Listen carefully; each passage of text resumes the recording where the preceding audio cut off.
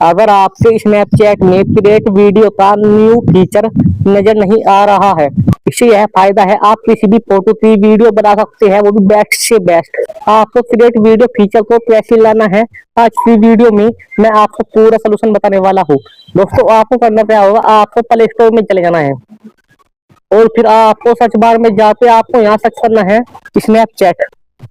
दोस्तों Snapchat search करने के बाद यहाँ स्नैपचैट आ चुका है। आपको सबसे पहले यहाँ से स्नैपचैट को अपडेट कर देना है।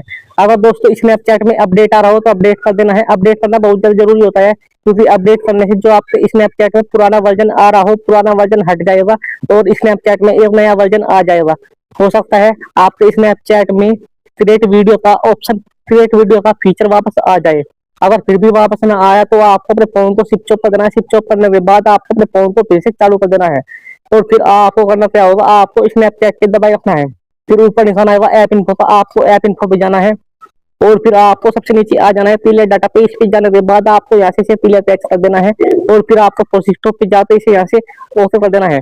ये काम करने के बाद फिर आपको बैक आना है और फिर दोस्तों आपको अपने फोन में एरोप्लेन मोड ऑफ करके इसे आपको ऑन करना है।